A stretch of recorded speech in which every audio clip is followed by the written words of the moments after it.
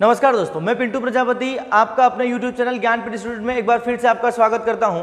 मैं आज आपके लिए लेकर आया हूं एसएससी जीडी से उठाए हुए क्वेश्चन, कांस्टेबल 2022 से उठाए हुए क्वेश्चन, यहां पर क्षेत्र मिति के महत्वपूर्ण क्वेश्चन लेकर मैं आया हूं जो बार बार कई एग्जाम में पूछे जाते हैं। सारे वही टाइप लेके आया हूं जो बार बार वही टाइप अपने एग्जाम में रिपीट होते हैं। यहां पर मैंने लिखा है क्षेत्र मिति 5 नंबर पक्के। इसका मतलब यह है कि इस वीडियो में मैंने वही टाइप उठाए हैं जो हर बार लगातार एग्जाम में पूछे जाते हैं। इस वीडियो को देखने से पहले आप क्षेत्र मिति के फार्मूले का एक वीडियो मैंने बना के रखा है, उस वीडियो को आप जरूर देखिएगा ताकि इस वीडियो को आप बेहतर तरीके से समझ पाएं।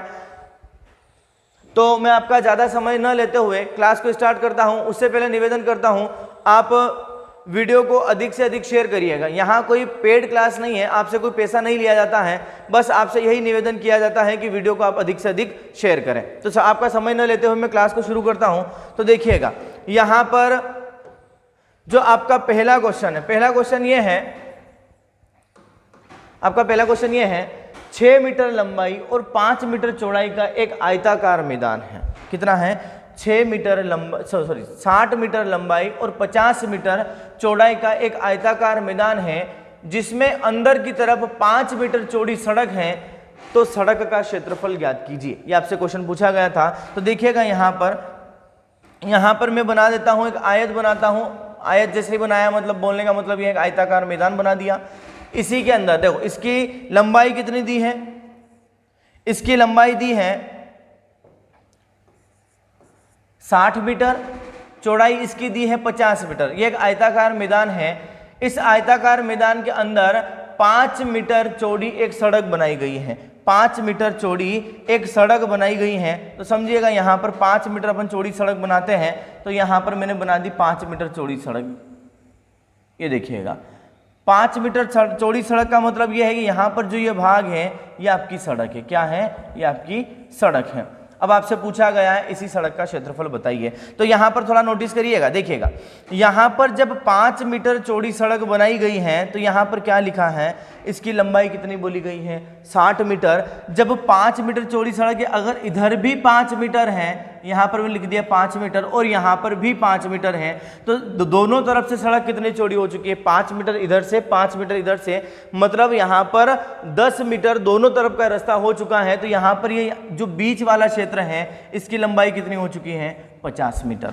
अगर मैं आगे की बात करता हूं तो यहां पर कितनी सड़क है? यहां पर मैंने बोल दिया ये भी 5 मीटर है, ये भी 5 मीटर है, मतलब 5 मीटर जगह इधर से कम हुई है, 5 मीटर इधर से कम हुई है। यहां से यहां तक लेकर टोटल कितनी जमीन थी, कितनी जगह थी? 50 मीटर चौड़ाई थी, तो 5 इधर से कम हुई, 5 इधर से कम हुई, तो दोनों तरफ से 10 कम हो जाएगी। तो कुल मिलाकर हो कितना जाएगा?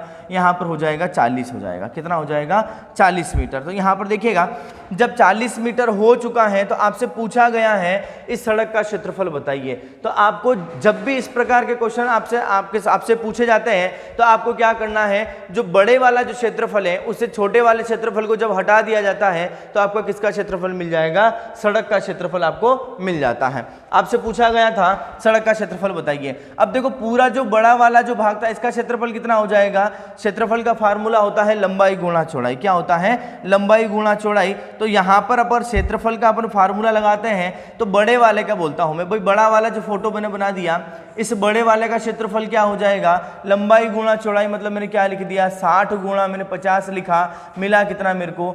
3000। अगर यहाँ पर मीटर में है तो क्या हो जाएगा? 3000 मीटर स्क्वायर या वर्ग मीटर भी आप लिख सकते हो। अब यहाँ पर इस बीच वाले भाग की बात करते हैं तो इसका क्षेत्रफल कितना हो जाएगा? यहाँ पर छोटा वाला, इससे छोटा वाला भाग है, इसके क्षेत्रफल की अपन बात करते हैं तो यहाँ पर 5 होकर कितना हो जाएगा? 20, यानी 50 इधर है, लंबाई और चौड़ाई कितनी हो चुकी है? 40। तो अब 5 होकर कितना हो जाएगा? 20, यानी 2000।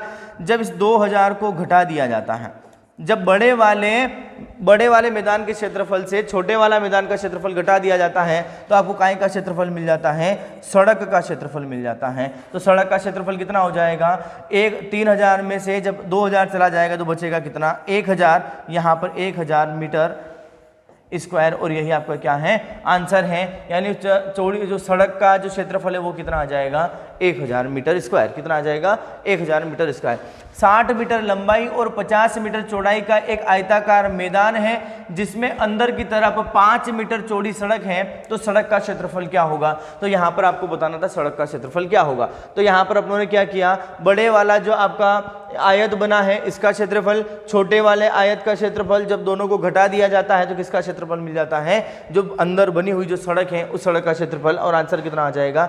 1000 मीटर स्क्वायर इसका आपको आंसर मिल जाता है। तो देखिएगा अगले प्रश्न की तरफ बढ़ते हैं। तो अगला प्रश्न ये कहता है,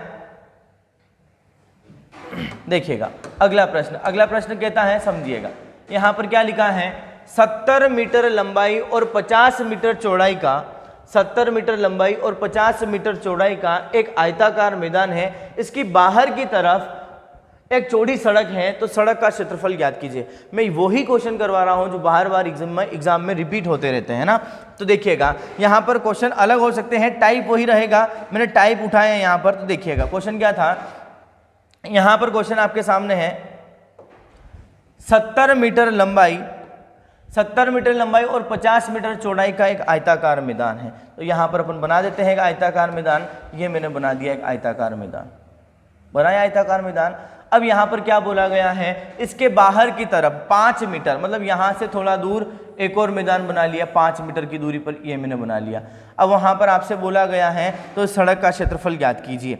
तो देखिएगा यहां पर पहले जो अंदर वाला भाग है इसकी लंबाई कितनी दी है? 70, चौड़ाई कितनी दी है इसकी? 50 इसकी चौड़ाई दी है। अब जब 5 मीटर चौड़ी बाहर सड़क बना दी गई है, तो जब यहाँ से लंबाई बढ़ जाएगी 5, इधर से बढ़ जाएगी 5, यानी यहाँ से यहाँ तक की टोटल लंबाई कितनी हो जाएगी? 70, 5 75 और 5 कितना हो जाएगा? 80 हो जाएगा। तो यहाँ पर इसकी लंबाई हो जाएगी 80। इधर चौड़ाई की अपन बात करते हैं तो 5 मीटर इधर बढ़ जाता है, 5 जब इधर बढ़ता है तो 50, 5 55 और 5 कितना हो जाएगा? 60, यानी बाहर वाला जो भाग है इसका क्षेत्रफल की लंबाई कितनी हो जाएगी? 80, चौड़ाई कितनी हो जाएगी? 60। जो अंदर वाला जो मैदान है उसकी लंबाई कितनी? 70 है, चौड़ाई कितनी है? 50 है। अब इसका क्षेत्रफल जब आपको निकालना है तो इसका क्षेत्रफल अपन कैसे निकालेंगे समझिएगा। यहाँ पर बड़े वाले का आपको सबसे पहले क्षेत्रफल निकालना। क्षेत्रफल क्या हो जाएगा? लंबाई गुणा चौड़ाई। तो मैं क्या कर सकता हूँ, 80 गुणा, मैंने लिख दिया 60। जैसे 80 गुणा 60 लिखा तो कितना हो जाएगा? 4800 मीटर स्क्वायर। कितना हो जाएगा? 4800 मीटर स्क्वायर। 8 संख्या 48 यानी 4800 मीटर स्क्वायर। अब यहाँ पर ये बीच में जो छोटा वाला मैदान है इसका क्षेत्रफल निकाल लें। जब छोटे वाले का क्षेत्रफल मैंने निकाला तो 7 पंजे कितना हो जाएगा? 35, यानी इधर कितना है? 70 गुणा कितना है? 50। दोनों को मैंने गुणा कर दिया तो कितना हो चुका है? 3500 मीटर स्क्वायर। कितना हो चुका है? 3500 मीटर स्क्वायर। जब 3500 मीटर स्क्वायर हो चुका है तो इधर देखिएगा, अब यहां पर आपसे पूछा है सड़क का क्षेत्रफल। तो बड़े वाले से जब छोटे वाले को हटा दिया जाता है तो क्या मिल जाता है आपको? सड़क का क्षेत्रफल मिल जाता है। काय का क्षेत्रफल? तो यहां पर अपन माइनस करेंगे, 0 हो जाएगा, यहां पर हो जाएगा 3 और यहां पर हो जाएगा 1, यानी आपका आंसर ही क्या हो जाएगा? 1300 मीटर स्क्वायर। उस सड़क का क्षेत्रफल कितना है? 1300 मीटर स्क्वायर। ठीक है। तो देखिएगा यहां पर क्या बोला है, 70 मीटर लंबाई और 50 मीटर चौड़ाई का एक आयताकार मैदान है, इसके बाहर की तरफ 5 मीटर चौड़ी सड़क बनाई गई है। सबसे पहले अपनों ने कौन सा वाला भाग बनाया? ये वाला अपनों ने मैदान बनाया। जैसे ये मैदान बनाया इसके बाहर अपनों ने 5 मीटर एक चौड़ी सड़क बना दी। कितनी सड़क बनाई? 5 मीटर चौड़ी अपनों ने एक सड़क बना दी। तो यहाँ पर जब इस मैदान की चौड़ाई बढ़ती है, 5 इधर से बढ़ेगी, 5 इधर से बढ़ेगी, 5 इधर और 5 इधर, लंबाई भी बढ़ जाएगी, चौड़ाई बढ़ जाएगी। पहले इसकी लंबाई थी 70, बाद में कितनी हो चुकी है? 80। चौड़ाई थी 50, बाद में हो चुकी है 60। तो 80 और 60 का गुणा किया तो यहाँ पर इसका क्षेत्रफल कितना आ चुका है? 4800 मीटर स्क्वायर। 70 और 50 का गुणा किया तो कितना आ चुका है? 3500 मीटर स्क्वायर। दोनों को मैंने माइनस किया, बचा कितना? 1300। और वही आपका क्या हो चुका है? सड़क का क्षेत्रफल, और यही आपका आंसर है। देखिएगा अगला प्रश्न। तो अगला प्रश्न क्या कहता है, यह रहा आपके सामने अगला प्रश्न। 80 मीटर लंबाई और 40 मीटर चौड़ाई का एक आयताकार मैदान है। लंबाई व चौड़ाई के समांतर मैदान के बीचों बीच 4 मीटर चौड़ी सड़क या चौड़ा रास्ता है, तो रास्ते का क्षेत्रफल ज्ञात कीजिए। अब यहाँ पर क्या बोला है उसने, सबसे पहले एक मैदान बनाया, तो यहाँ पर बना दिया अपनों ने एक मैदान। तो यहाँ पर जैसे ही मैं मैदान बनाता हूँ, आयताकार मैदान है तो ये बना दिया एक आयताकार मैदान। अब यहाँ पर उसने क्या बोला, इसके बीचों बीच 4 मीटर चौड़ी सड़क है, बीचों बीच, और किसके समान?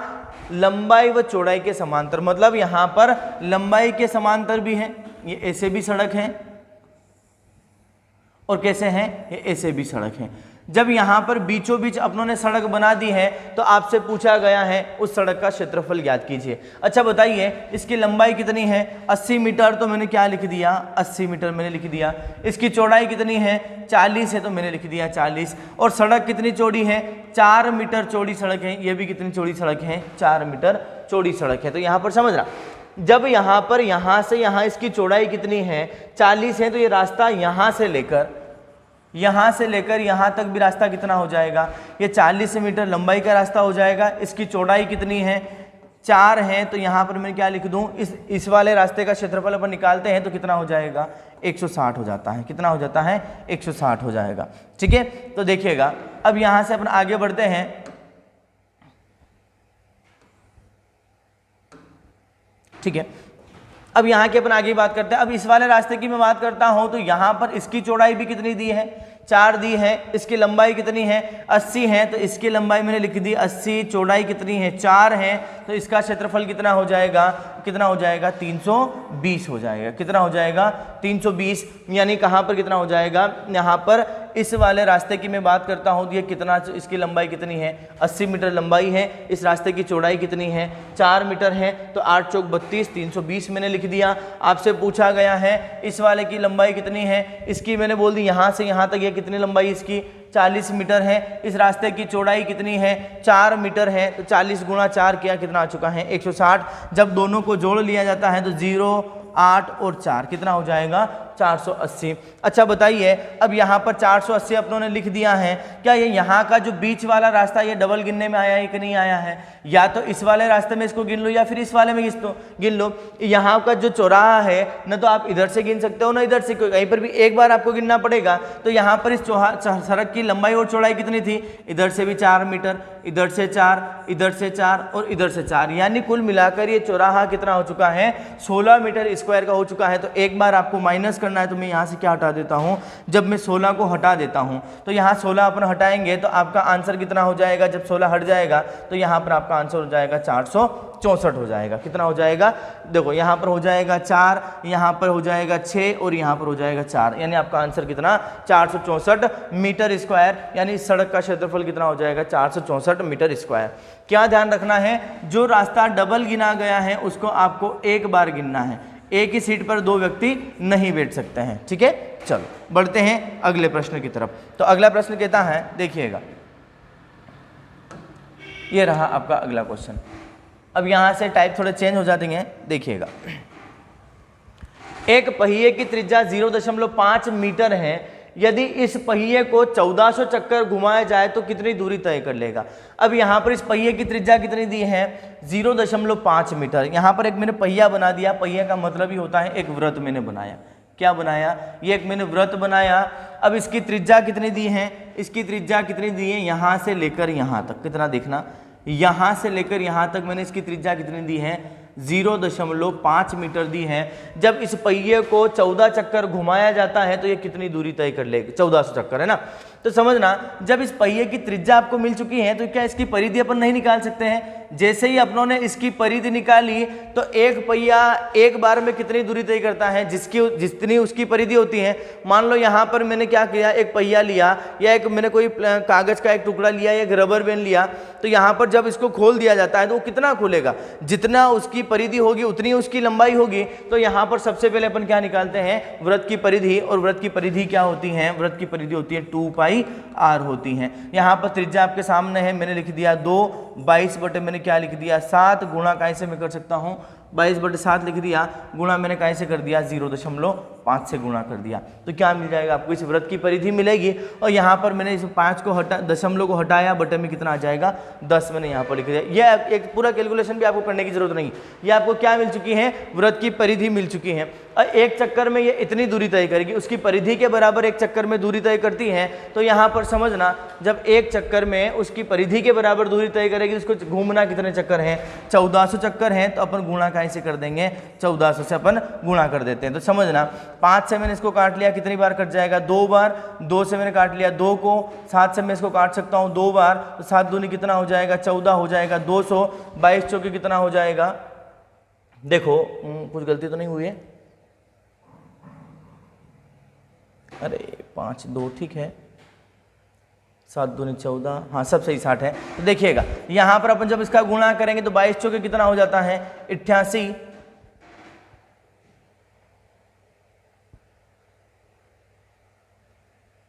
0.5, 22/7,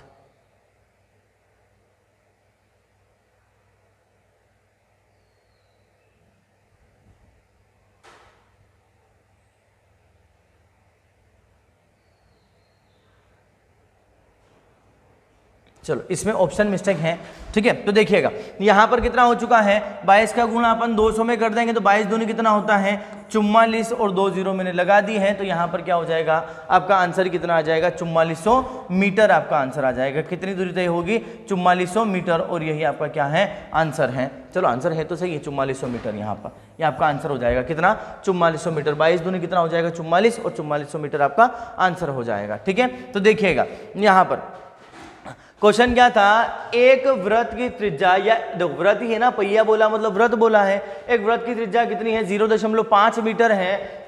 यदि इस पहिए को 1400 चक्कर घुमाया जाए तो कितनी देर में कितनी दूरी तय कर लेगा, 1400 चक्कर में कितनी दूरी तय करेगा।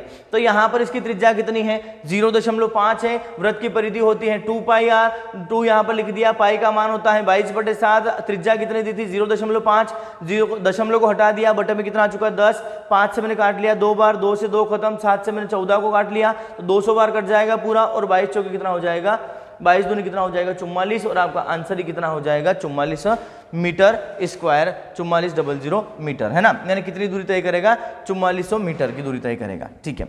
देखिएगा अगला क्वेश्चन, देखिएगा ये रहा आपके सामने अगला प्रश्न। अगला प्रश्न क्या कहता है, ये रहा, देखो ये रहा आपके सामने अगला प्रश्न। अगला प्रश्न क्या है, एक तार को जब एक वर्ग के रूप में मोड़ा जाता है तो उसके द्वारा घिरा क्षेत्रफल 484 वर्ग सेंटीमीटर है, तो तार द्वारा घिरा क्षेत्रफल क्या होगा यदि इस तार को काय में मोड़ा जाए, एक वृत्त के रूप में मोड़ा जाए। तो यहाँ पर समझना, सबसे पहले इसको मैं 2 भागों में बांट लिया, एक तरफ पूरा अपन वर्ग कर लेते हैं। तो यहाँ पर देखिएगा, यहाँ पर क्या बोला है, एक वर्ग है, यहाँ पर मैंने बना दिया एक वर्ग बना दिया है, एक वर्ग बनाए, इसका क्षेत्रफल कितना दिया है 400 कितना दिया है 84, तो मैंने क्या लिख दिया, इसका वर्ग कितना है 484, और वर्ग की सारी भुजाएं क्या होती हैं बराबर होती हैं, और वर्ग का क्षेत्रफल क्या होता है ए स्क्वायर, और ए स्क्वायर बराबर किसके हैं 484 के हैं। जब ये 484 के बराबर हो चुका है तो यहाँ से जब आप स्क्वायर हटाओगे तो आपको पता चलता है यहाँ पर क्या हो जाएगा 484 कहाँ चला जाएगा, अंडर रूट में। जब इसको बाहर निकालोगे तो कितना बाहर आएगा 22, यानी ए का मान कितना आपको मिल चुका है, ए बराबर कितना हो चुका है 22, कितना हो चुका है ए बराबर 22, मतलब इस वर्ग की प्रत्येक भुजा कितनी है 22 है, और सभी भुजाएं आपस में बराबर हैं।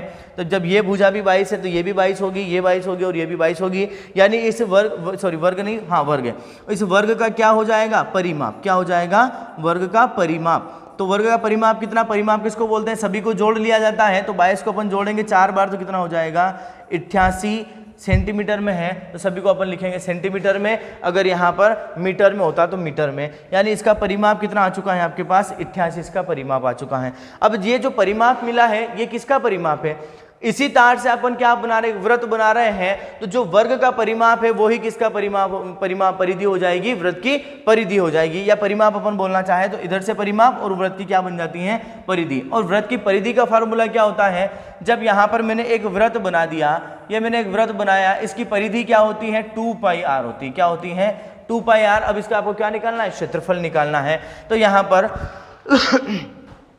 अब इसका जब अपन क्षेत्रफल निकालेंगे तो यहाँ पर वृत्त की परिधि मान रखते हैं, तो 2 लिख दिया मैंने, 22/7 लिख दिया, त्रिज्या अभी आपको ज्ञात करनी है, और परिमाप कितना आया आपके पास 88 आया है। वर्ग का परिमाप 88 है और वही क्या बन चुकी है, वृत्त की परिधि बन चुकी है। मैं 22 से इसको काट लूँ तो 22 से काटेंगे तो 22 चौके कितना होता है 88, 2 से मैंने इसको काट लिया तो कितनी बार में कट जाएगा 2 बार में, यानी 7 दूनी 14, यानी त्रिज्या कितनी हो जाएगी आपकी 14 हो जाएगी, कितनी हो जाएगी त्रिज्या 14। जब वृत्त की त्रिज्या अपने को 14 मिल चुकी है तो आपसे पूछा गया है उस वृत्त का क्षेत्रफल ज्ञात कीजिए। क्या करना है? उस वृत्त का क्षेत्रफल ज्ञात करना है। तो अब यहाँ पर त्रिज्या आपको पता चल चुकी है कितनी है, यहाँ पर त्रिज्या आपको 14 मिल चुकी है। त्रिज्या कितनी मिली है आपको? 14। तो यहाँ पर मैंने इसकी त्रिज्या लिख दी 14। तो वृत्त का क्षेत्रफल का फार्मूला क्या होता है? वृत्त का क्षेत्रफल होता है पाई आर स्क्वायर। क्या होता है? पाई आर स्क्वायर। पाई का मान लिखेंगे तो 22 बटे कितना हो जाएगा? 7। त्रिज्या कितनी है? 14। एक और बार गुणा करेंगे 14 स्क्वायर का मतलब 2 बार। 7 से मैंने इसको काट लिया, 2 बार में काट लिया। तो यहाँ पर इसको काटेंगे तो यहाँ पर चाहे तो क्या कर लो देखो 22 दूनी कितना हो जाएगा? 44 गुणा कितना हो चुका है? 14। ठीक है, 14 चौके कितना? 56 बचा 5। 14 चौके 56, 56 और 5 कितना हो जाएगा? 61 हो जाएगा। यानी आपका आंसर ही क्या हो जाएगा? 616। यानी उस वृत्त का क्षेत्रफल कितना हो जाएगा? 616 सेंटीमीटर स्क्वायर। कितना हो जाएगा?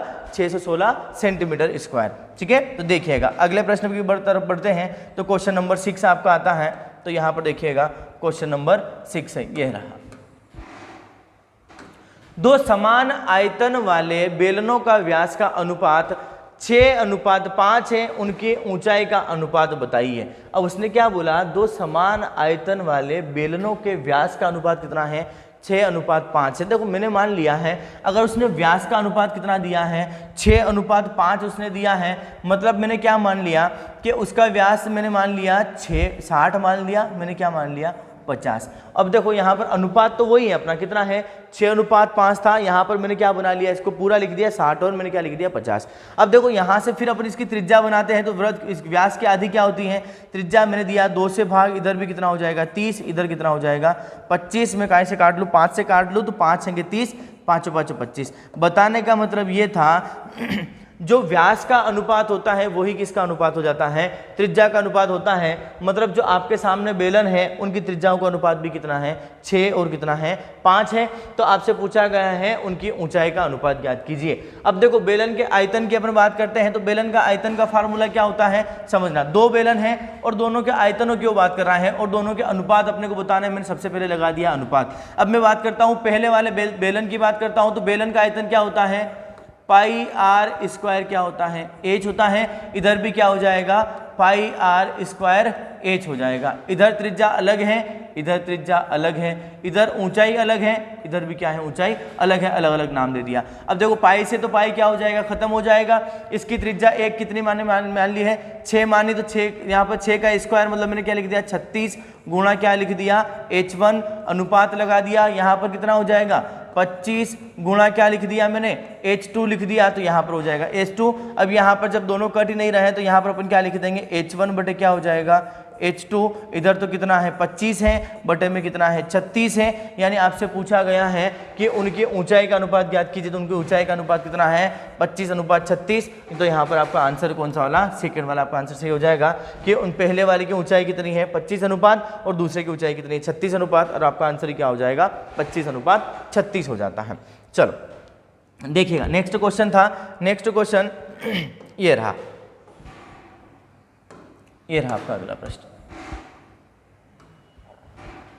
3 धातु के 3 गोले जिनकी त्रिज्या क्रमशः 3 सेंटीमीटर, 4 सेंटीमीटर, 5 सेंटीमीटर है, तो इनको पिघलाकर एक नया गोला बनाया गया। उस गोले की त्रिज्या बताइए। मतलब बोलने का ये है, यहां पर जो ये आपका है क्वेश्चन, इसको थोड़ा छोटा कर देता हूं, देखिएगा।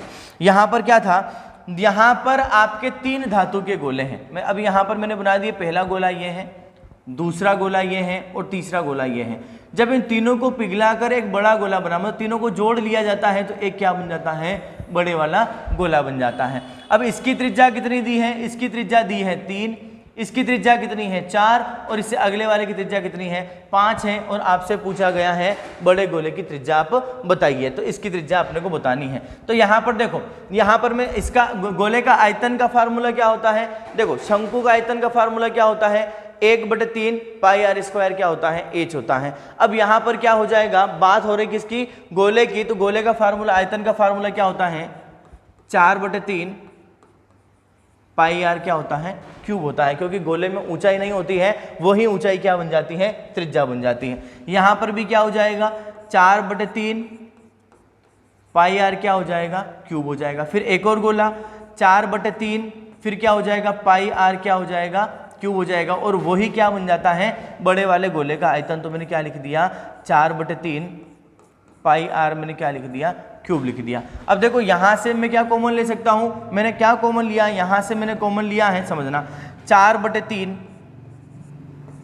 पाई को मैंने कॉमन लिया क्योंकि त्रिज्याएं तीनों की अलग अलग हैं। अब इसकी त्रिज्या 3 थी, 3 का अपन क्या करेंगे घन करेंगे, या 3 की घात 3 है तो यहाँ पर 3 तिया 9 तिया कितना हो जाएगा 27, प्लस यहाँ पर अपन इसकी त्रिज्या कितनी थी 4 थी, तो 4 चौक 16 चौक कितना हो जाएगा 64।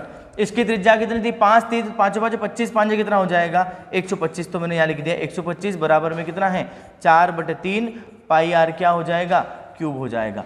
ठीक है, देखो 4/3 से 4/3 खत्म, पाई से क्या खत्म, पाई खत्म हो जाएगा। आपका बचा कितना है यहाँ पर 27, यहाँ पर बचा है 64, यहाँ पर बचा है 125 बराबर किसके हैं आर क्यूब के यहाँ पर बराबर हैं। सभी को अपन जोड़ लें तो कितना हो जाएगा 6 5 और 4 9 9 7 कितना हो जाएगा 16, यहाँ पर 3 3 और 6 9 9 और 2 हो जाएगा 11, और यहाँ पर कितना हो जाएगा 216।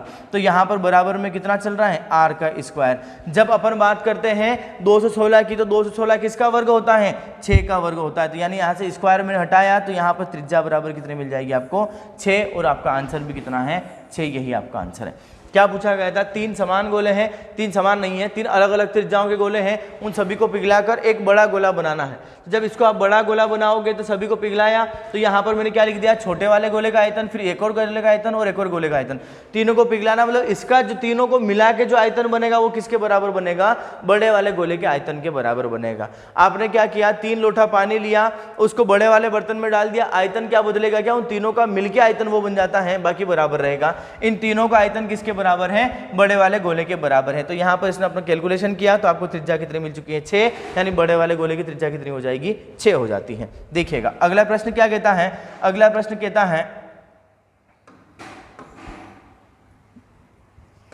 ये देखिएगा, ये रहा आपका क्वेश्चन। अगला प्रश्न है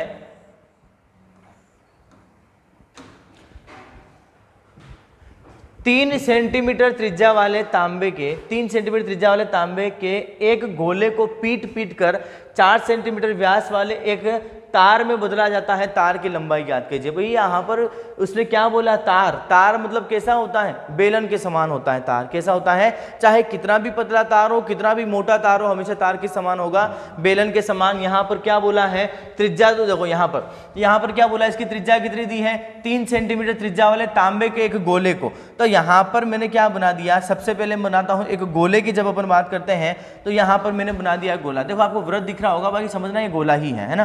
क्या है, एक गोला है जिसकी त्रिज्या कितनी है 3 सेंटीमीटर। कितनी सेंटीमीटर है 3 सेंटीमीटर। इसको पिघलाकर क्या बना दिया गया, एक तार बना दिया गया। मैंने बोल दिया ये तार है, इसकी मोटाई कुछ यहाँ पर होगी, यहाँ पर देखो समझना ये तार है, इसकी लंबाई कुछ भी हो सकती है, इसकी मोटाई यहाँ पर देखते हैं।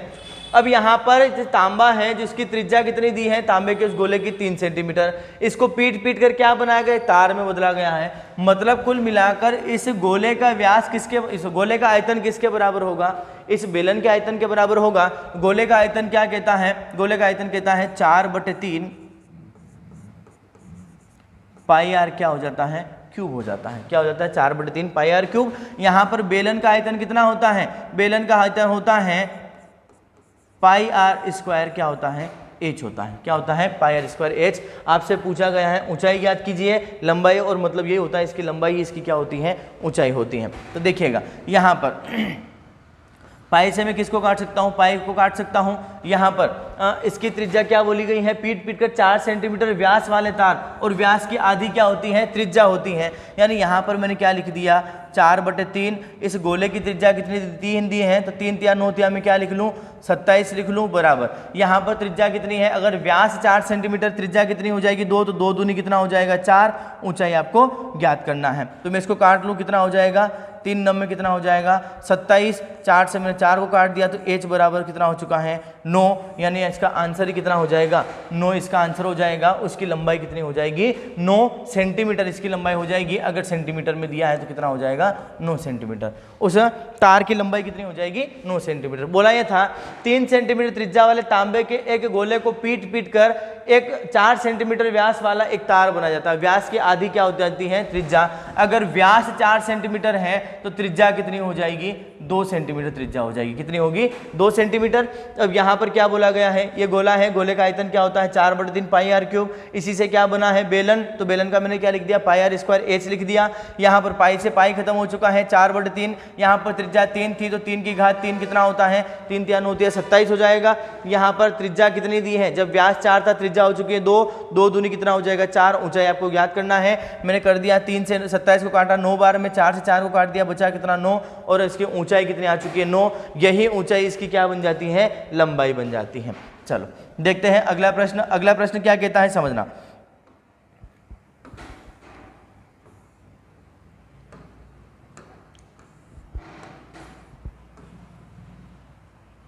ये रहा, एक बेलनाकार बर्तन की त्रिज्या 18 सेंटीमीटर है, ऊंचाई 81 सेंटीमीटर है, जो रेत से भरा हुआ है। इसे पृथ्वी पर उलटकर रेत से एक शंकु बनाया जाता है। मतलब क्या बोला गया है, एक बेलनाकार बर्तन है, उसके अंदर रेत भरी है, उस रेत को जमीन पर खाली किया गया और उससे क्या बना गया है एक शंकु बनाया गया है। उस शंकु की ऊंचाई 27 सेंटीमीटर है, तो त्रिज्या आपको ज्ञात करनी है। अच्छा बताइए, जब उस बेलन में जो रेत भरी है उसी से क्या बना है शंकु बना है। अब उसी शंकु बना है तो उसके अंदर जितने आयतन की रेत भरी है उसी आयतन से क्या बना है शंकु बना है। तो यहाँ पर क्या हो जाएगा, मैं बात करता हूँ आयतन। देखो यहाँ पर क्या बोला उसने, बर्तन कौन सा है बेलनाकार बर्तन। तो ये मैंने क्या बना दिया एक बेलन बना दिया। यहाँ पर एक बेलन बनाया है, इसमें क्या भरी है रेत भरी है। क्या भरी है रेत भरी है। इसको जब खाली किया गया जमीन पर और फिर क्या बना दिया गया है एक शंकु बना दिया गया है। क्या बना दिया गया है एक शंकु बना दिया गया है। और ये भी कहीं से बना हुआ है रेत से आपको एक शंकु बना दिया गया। यानी इसका जो आयतन है वो किसके बराबर होगा बेलन का आयतन शंकु के बराबर। अब बेलन का आयतन क्या कहता है, बेलन का आयतन कहता है पाई आर स्क्वायर एच। इसी से क्या बनता है शंकु बनता है। अब एक बेलन में शंकु कितने होते हैं 3 होते हैं। ऊंचाई आपको क्या करना है त्रिज्या ज्ञात करना है। तो शंकु का आयतन का फार्मूला क्या होता है 1/3 पाई आर स्क्वायर एच आपके यहाँ पर होती है।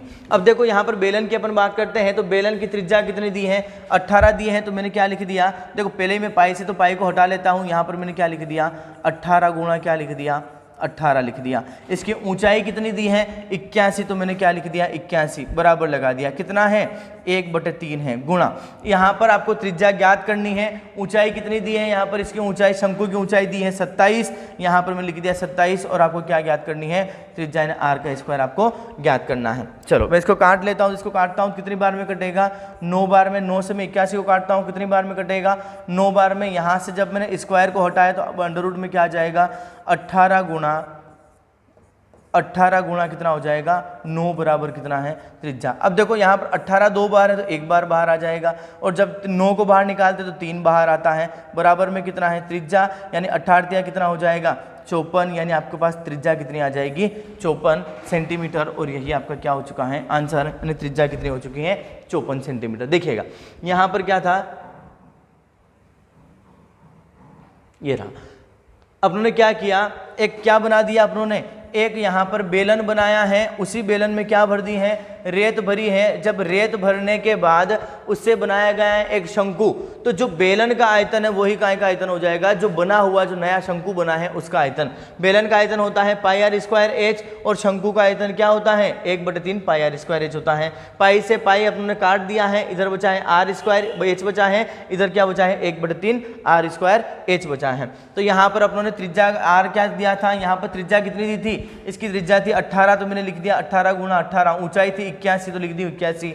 यहाँ पर इसकी त्रिज्या आपको ज्ञात करनी है। ऊंचाई दी है 27 तो अपनों ने जब इसको काटा तो त्रिज्या कितनी मिल चुकी है 54। और यही आपका क्या है आंसर है। तो चलिए देखिएगा अगला प्रश्न की तरफ बढ़ते हैं। तो अगला प्रश्न क्या कहता है, यह रहा आपके सामने अगला प्रश्न। सॉरी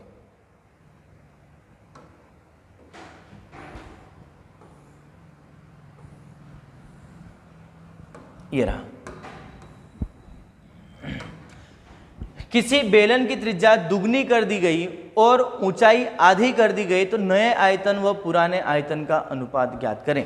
देखो, किसी बेलन की त्रिज्या को क्या कर दिया गया है, दुगना कर दिया गया है, और ऊंचाई को क्या कर दिया गया है, आधा कर दिया गया है, तो नए आयतन का अनुपात ज्ञात कीजिए। देखो मैंने क्या बोल दिया, यहाँ पर उसने क्या बोला, किसी बेलन की त्रिज्या को दुगनी।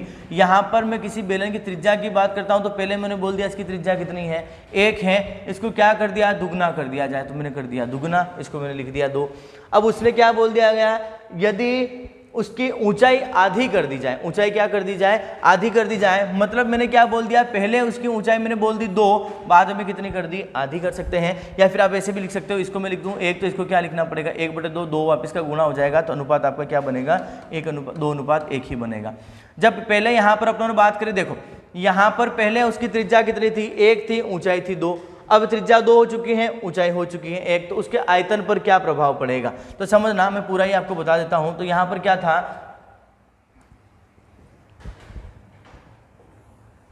बेलन के आयतन का फार्मूला क्या होता है, बेलन के आयतन का फार्मूला होता है πr² होता है।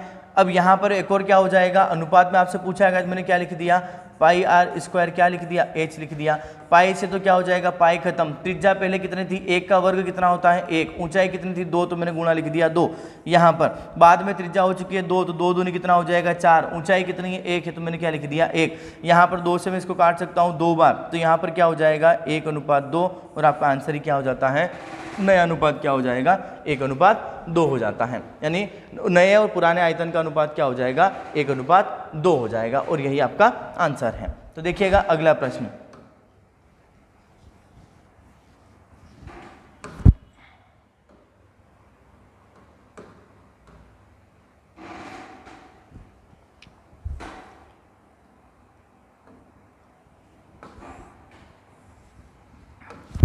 ये रहा आपके सामने अगला प्रश्न।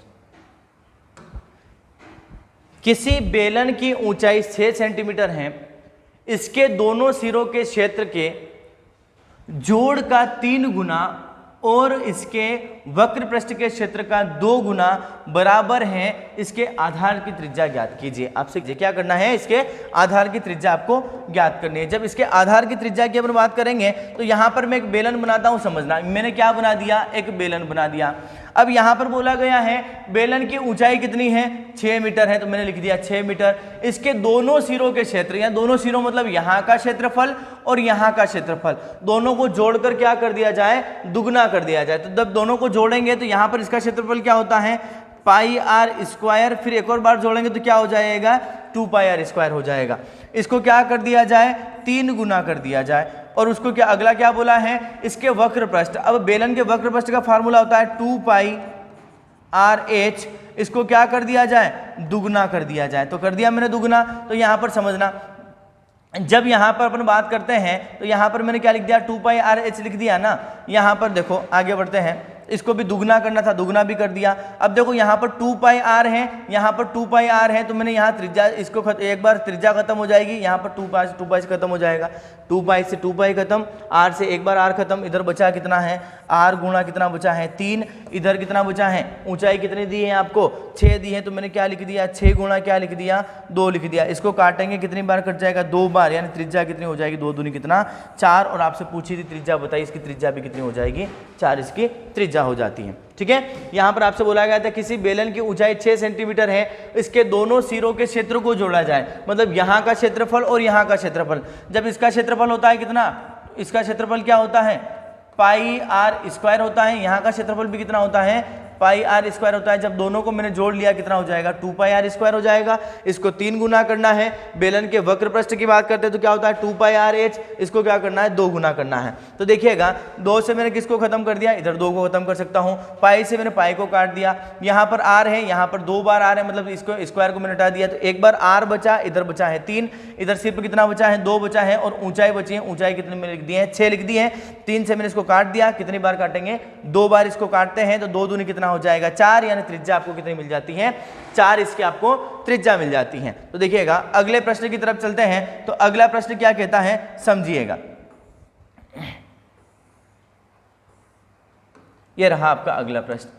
एक शंकु की ऊंचाई का अनुपात यहाँ पर थोड़ी मिस्टेक है, देख लीजिएगा।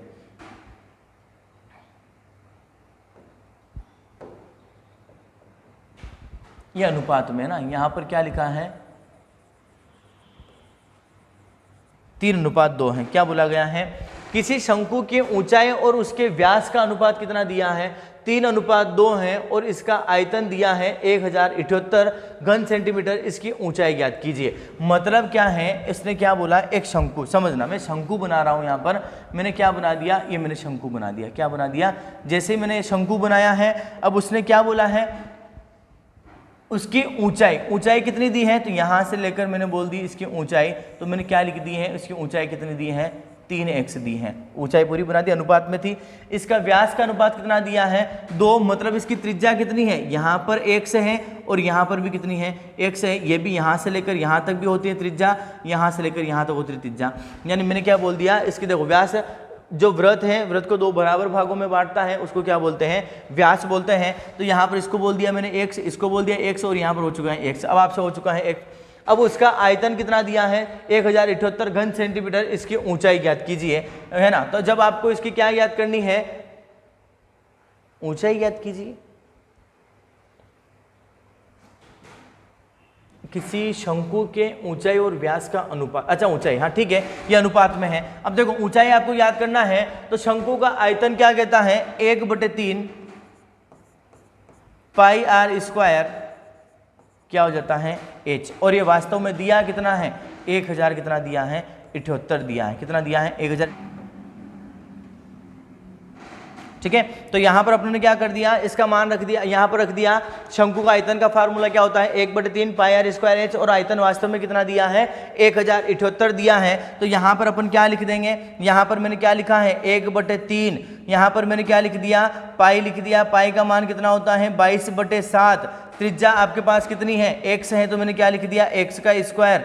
ऊंचाई आपके पास है 3x, तो मैंने लिख दिया 3x। यहाँ पर कितना है, 1000 कितना है, 78, तो मैंने क्या लिख दिया, 1078। 3 से मैंने काट लिया 3 को, यहाँ पर मैं 22 से काटता हूँ इसको, तो 22 से काटेंगे तो कितनी बार में कट जाएगा, 22 चौके 88, और 22 नंबर कितना हो जाएगा, 198 हो जाएगा। इसको काट दिया, 7 का गुणा उधर करना है, तो यहाँ पर क्या हो जाएगा, x, और x की घात कितना हो जाएगा, 3 हो जाएगा। 7 यहाँ पर कितना हो चुका है, 49 है, इधर हो जाएगा 7। इसका मतलब भी क्या होता है, x की घात 3 बराबर कितना है, 7 गुणा में क्या लिख सकता हूँ, 7। जब यहाँ से इस यहाँ पर क्या लिखा है, x की घात 3 है, तो जब इसको अपन ले जाएंगे क्यूब रूट में, तो कितना बाहर आ जाएगा, x का मान हो कितना जाएगा, 7 आपका मान हो जाएगा x का। तो आपसे पूछा क्या है, ऊंचाई ज्ञात कीजिए। जब x बराबर 7 है, तो ऊंचाई कितनी थी, 3x थी, तो 7 तिया कितना हो जाएगा, 21, और यही आपका क्या हो जाएगा आंसर, यानी उसकी ऊंचाई कितनी है, 21 सेंटीमीटर। क्या बोला गया था, किसी शंकु के ऊंचाई और व्यास का अनुपात 3:2 है, और इसका आयतन 1078 घन सेंटीमीटर है। इसकी ऊंचाई ज्ञात कीजिए। अब देखो यहाँ पर ऊंचाई कितनी दी थी, 3:2 दी थी, तो मैंने क्या लिख दी, ऊंचाई 3x लिख दी। यहाँ पर क्या बोला गया था, आपसे बोला गया था यहाँ पर कि यहाँ पर इसकी व्यास कितना है, 2 है, तो मैंने इसको अगर मैंने बोल दिया 2x, तो यहाँ पर क्या हो जाएगा, 1x इधर है और 1x इधर है। इसकी त्रिज्या कितनी हो चुकी है, 1 हो चुकी है। यहाँ पर त्रिज्या कितनी, 1 हो जाएगी, तो x स्क्वायर, ऊंचाई 3x, यहाँ पर मान रखा, तो x की घात 3 बराबर कितना हो जाएगा, 49 गुणा कितना, 7। 49 को मैं लिख सकता हूँ 7 गुणा 7, यहाँ से घात 3 है, जब इसको हटाएंगे करनी में संख्या आ जाएगी, तो यहाँ पर कितना बाहर बन के आएगा, 7, यानी x का मान हो जाएगा 7। जब x का मान 7 हो चुका है, तो 3x बराबर कितना हो जाएगा, 21 हो जाएगा, और यही आपका क्या है, आंसर है। ठीक है, चलो बढ़ते हैं अगले प्रश्न की तरफ। तो अगला प्रश्न क्या कहता है, समझना। अगला प्रश्न है,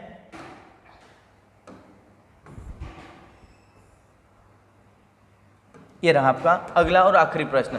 ठीक है, और आपके और महत्वपूर्ण क्वेश्चन आपके नेक्स्ट वीडियो में आपको दे दिए जाएंगे। आपको वीडियो बस इतना सा निवेदन है कि वीडियो को आप अधिक से अधिक शेयर करिएगा। देखो यहाँ पर क्या था, 20 मीटर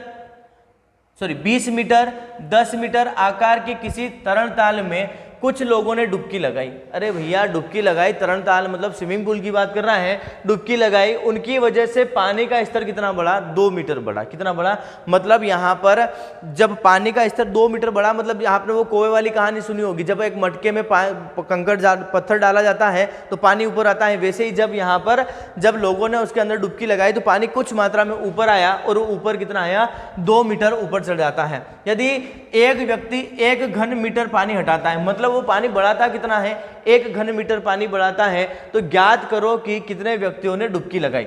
अब देखो यहाँ पर, अब वहाँ जो तरण ताल की अपन बात करते हैं, मैंने बोल दिया ये बना दिया, मैंने स्विमिंग पूल बना दिया। क्या बना दिया, स्विमिंग पूल बना दिया। इसमें यहाँ पर कुछ लोग डुबकी लगाएंगे, कहाँ पर, यहाँ पर इसमें कुछ लोग डुबकी लगाएंगे। तो समझना यहाँ का जो पानी का स्तर वो कितना बढ़ जाता है, यहाँ पर आपसे बोला गया है कितना बढ़ जाता है, 2 मीटर बढ़ गया। कितना बढ़ गया, यहाँ तक तो पहले पानी भरा था, अब यहाँ से कहाँ तक आ चुका है, यहाँ तक। ये इतना पानी जो मैंने ग्रीन कलर में बनाया है, ये इतना पानी क्या हो चुका है, बढ़ चुका है। अब वो किन की वजह से बढ़ा है, कुछ लोगों ने डुबकी लगाई। अब एक व्यक्ति जब डुबकी लगाता है तो कितना पानी बढ़ाता है, 1 घन मीटर। और कितने लोगों ने लगाई अपने को पता नहीं, तो मैंने बोल दिया 100 लोगों ने यहाँ पर आपके डुबकी लगाई है। ठीक है, तो यहाँ पर समझना, जब 100 लोगों ने यहाँ पर डुबकी लगाई है तो यहाँ पर क्या बोला गया है, 20 मीटर, 10 मीटर और उसकी ऊंचाई कितनी बोली गई, 2 मीटर। इन लोगों की वजह से पानी ऊपर कितना आया है, 2 मीटर पानी ऊपर आया है। तो यहाँ पर मैंने क्या लिख दिया, 20 गुणा, देखो यहाँ पर उसके आयतन, उसके आकार की बात करते हैं, 20 मीटर।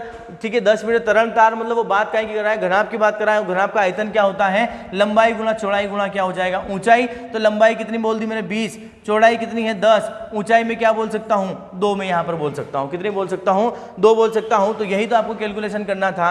यदि एक व्यक्ति ने 1 घन मीटर पानी हटाया, तो मतलब एक व्यक्ति का पानी कितना होता है, 1 घन मीटर। तो यहाँ पर कितने व्यक्तियों की आवश्यकता होगी, मैंने गुणा कर दिया है ना। तो यहाँ पर अपन इसको गुणा करेंगे तो यहाँ पर कितना हो जाएगा, 20 हो जाएगा। 20 का गुणा 20 में करेंगे कितना हो जाएगा, 400। यानी 100 बराबर कितना, 400। यानी कितने व्यक्तियों ने डुबकी लगाई, 400 व्यक्तियों ने डुबकी लगाई। ठीक है, तो यहाँ पर मैं आज आपके लिए महत्वपूर्ण काय के क्षेत्रविधि के क्वेश्चन लेके आया था। तो यहाँ पर मैंने आपको लगभग टाइप के क्वेश्चन आपको बता दिए हैं, और इससे अच्छे लेवल के क्वेश्चन आपको नेक्स्ट वीडियो में मैं बताऊंगा। तो आप वीडियो को प्लीज़ अधिक से अधिक शेयर करिएगा, लाइक करिएगा, सब्सक्राइब करिएगा। Thank you so much.